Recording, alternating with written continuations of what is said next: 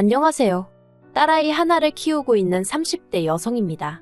작년까지만 하더라도 남에게 피해 끼치지 않고 나름대로 떳떳하게 잘 살고 있다고 생각했는데 사이코 같은 남편 때문에 제 일상이 산산이 부서져 버렸네요.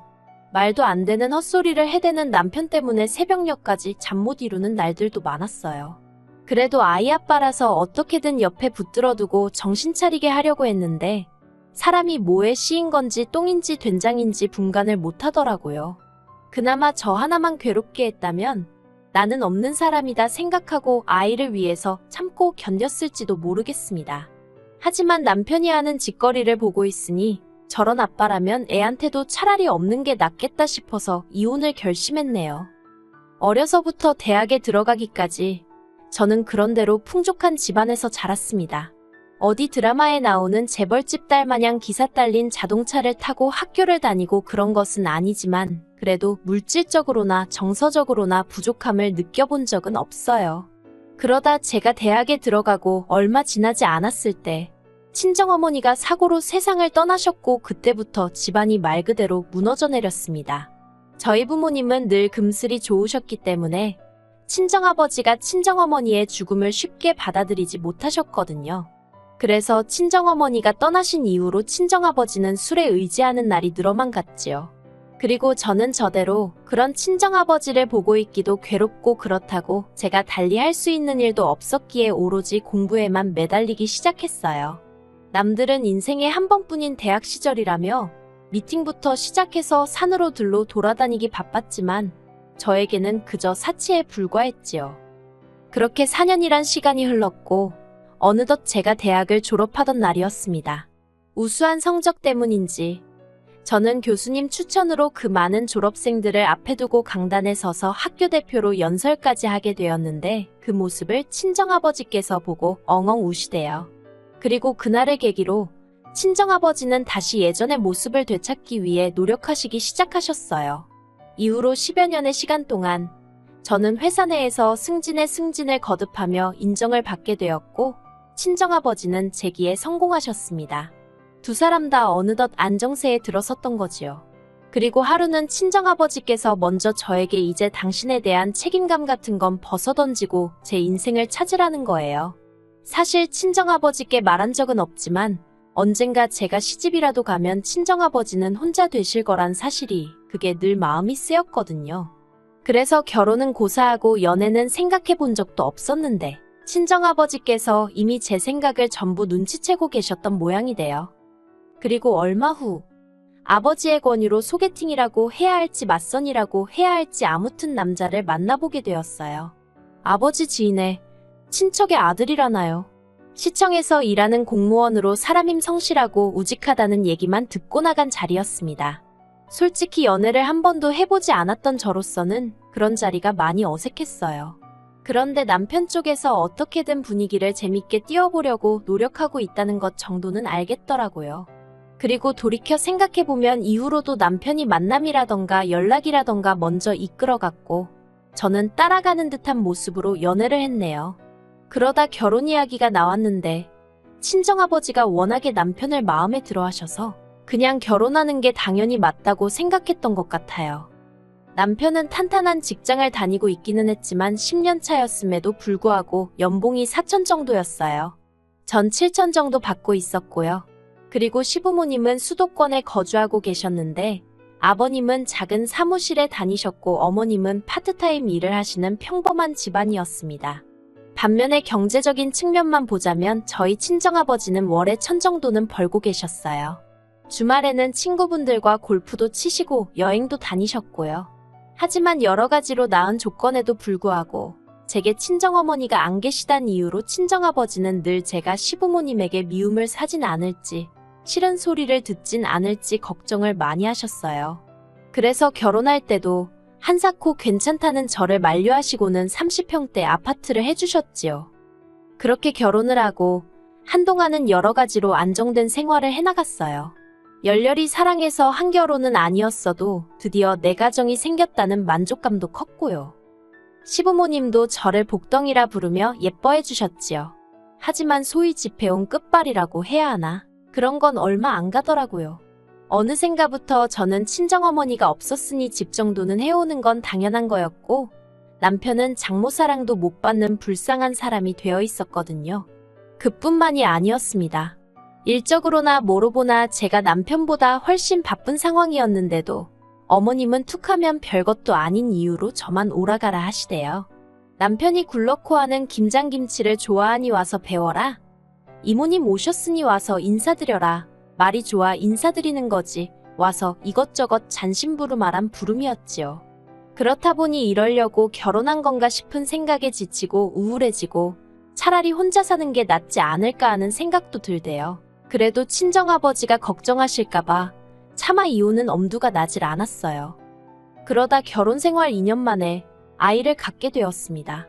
원래 아이를 가질 생각은 없었는데 그날따라 회식하고 온 남편이 어찌나 달려들던지 도무지 제 힘으로 어떻게 밀어낼 수가 없었거든요.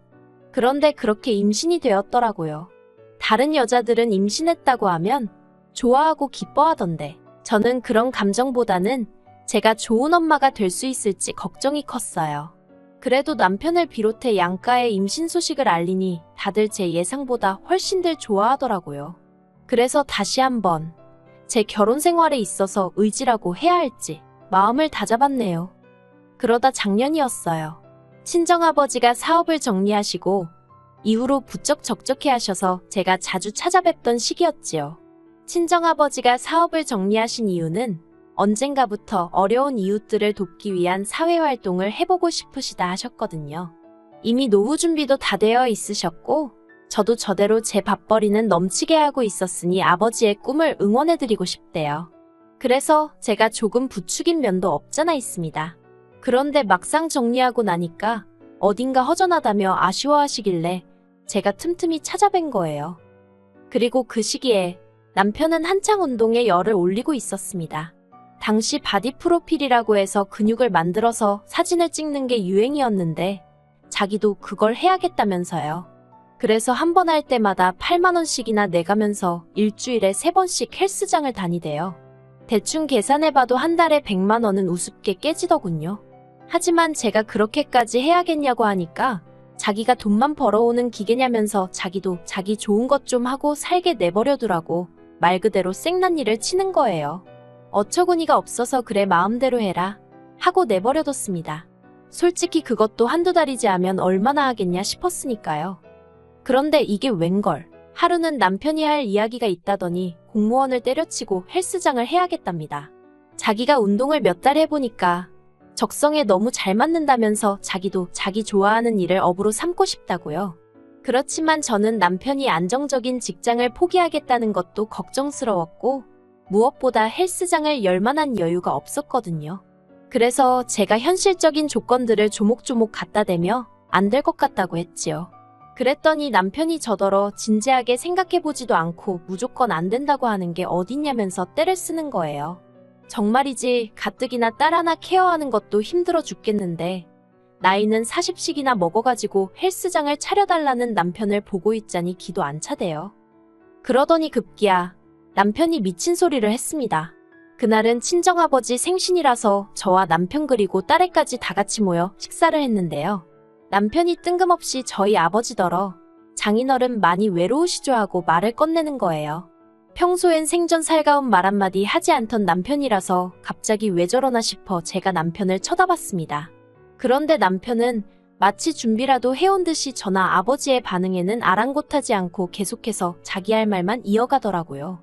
남편이 장인어른 이참에 친구분들 많이 계신 곳으로 이사를 하면 어떠세요 하길래 제가 그게 어디냐고 어디 고향으로라도 내려가시라는 얘기냐고 물었습니다.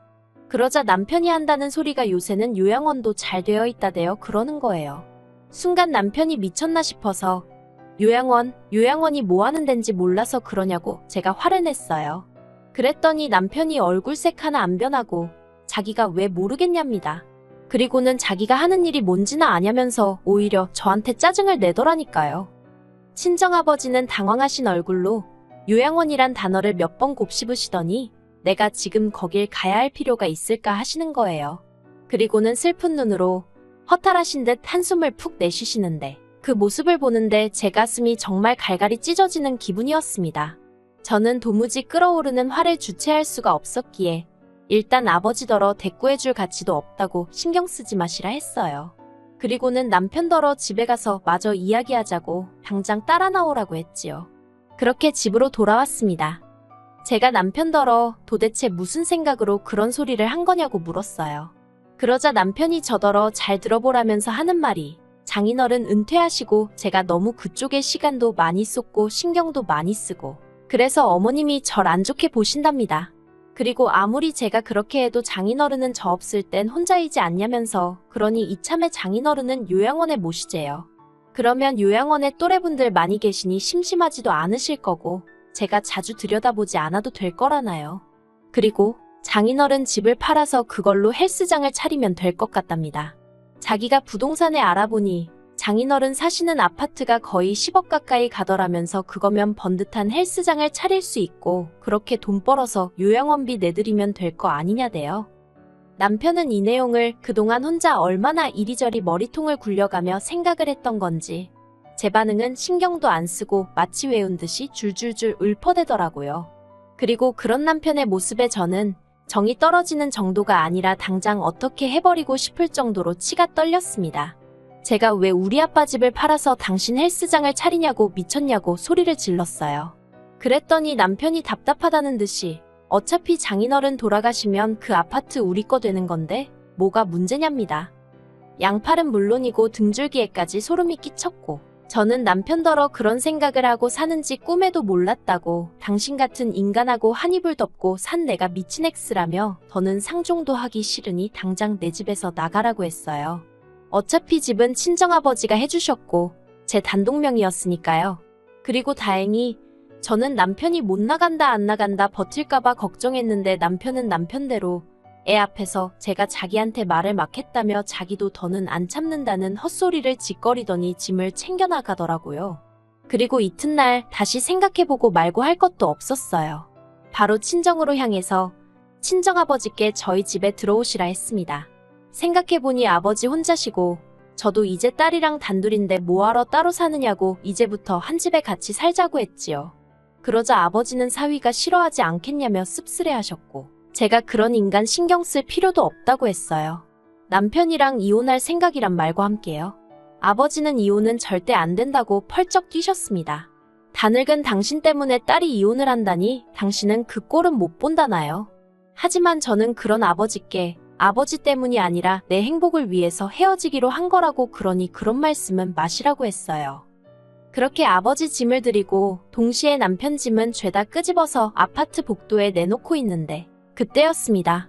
남편과 어머님이 엘리베이터에서 내리더라고요. 그러더니 남편이 먼저 저더러 이게 뭐하는 짓이냐며 소리를 지르는 거예요. 어머님도 같이 말이지요. 하지만 이내 제 뒤에 계시던 친정아버지를 보더니 목소리가 한풀 꺾였어요. 친정아버지께서 먼저 딸애가 자네와 이혼한다고 하고 나는 딸이 원하는 대로 하라고 했다며 상황을 정리하셨습니다. 그러자 그제서야 남편이 현관 앞에서 무릎을 꿇고는 말 그대로 싹싹 빌대요. 자기가 생각을 잘못했다면서 자긴 그저 하루빨리 헬스장을 해서 성공하고 싶은 마음밖에 없었다나요. 성공해서 저를 호강시켜주고 싶었다나 어머님도 옆에서 당신 아들이 원래 목표가 딱 생기면 그것밖에 못 봐서 그렇다고 이번 한 번만 그냥 넘어가 주라면서 저를 달래셨어요. 하지만 결론부터 말하자면 저는 원래 생각했던 대로 남편과 이혼을 강행했습니다. 절대로 이혼은 못 해준다며 버티던 남편도 어디서 뭘 듣고 왔는지 저더러 양육비는 좀 깎아달라대요. 그러면 도장 찍는다고요. 끝까지 어찌나 찌질한 인간이던지. 그래서 한 달에 50만 원씩 받는 조건으로 협의 이혼했습니다. 솔직히 50만 원 안 받아도 딸 키우는데 아무 지장 없어요. 하지만 그래도 나중에 딸한테 네 아빠가 너를 모른 척하지는 않았다고 알려주고 싶어서 어떻게든 받아내기로 한 거예요. 그래서 지금 저는 회사 생활하고 아버지가 딸의 양육을 도와주고 계세요. 원래는 시터를 쓰려고 했는데 아버지가 저 키울 때 생각이 난다며 굳이 당신 손으로 직접 손녀를 챙기고 싶어 하셔서요. 하지만 제가 아버지더러 혹시나 좋은 여사님이 있으시면 데이트도 하고 그러시라고 아버지를 보채고 있답니다. 한편 이혼을 하고 나서야 알게 된 게 남편은 헬스장을 하고 싶다고 저를 조르던 당시 이미 공무원을 관둔 상황이었어요. 종종 행동이 생각보다 빠른 사람이라서 언젠가 저러다 사고 한번 치지 싶었는데 말이지요.